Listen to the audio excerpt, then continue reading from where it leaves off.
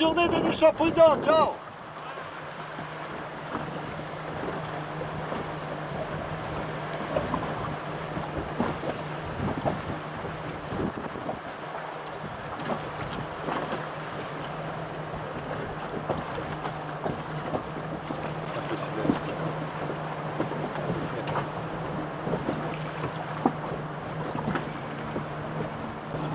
Alors Jean-Marc, vendredi 13, Ah oui. il va terminer le désert des Agriates avant d'attaquer le Cap. Ouais.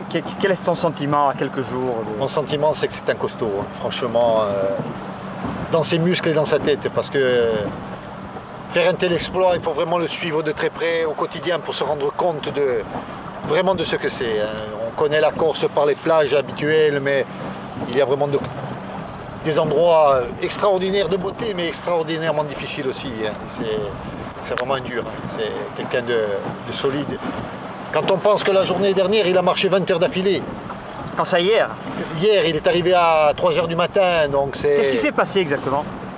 Qu'est-ce qui s'est passé? Une multitude d'erreurs, de mauvais jugements. Ça fait qu'on a été obligé de partir à sa recherche parce qu'il n'était pas rentré. La nuit était tombée déjà depuis 4 ou 5 heures et du coup on a été obligé de partir à sa recherche en pleine nuit, accompagné d'un ami, et du coup on l'a retrouvé très tard. Et après, bon, on l'a ravitaillé, il n'avait plus d'eau depuis au moins 4 ou 5 heures. Il n'avait plus d'eau, bon, rien à manger, mais ça c'était pas le plus grave. Le froid? Beaucoup de froid, beaucoup d'humidité parce qu'il y a du vent en permanence, c'était limite pluie aussi, et donc ça rajoute à la difficulté, quoi, hein. Finalement, tout s'est bien terminé? Tout s'est bien terminé, fort heureusement, oui. Mais très tard? Très tard, voilà.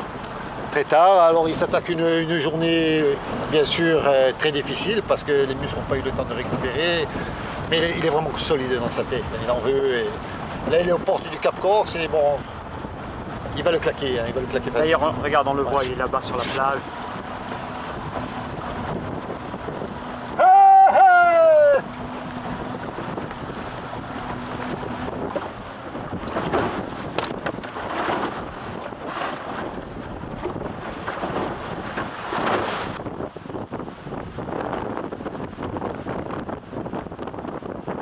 La tour de Farinol.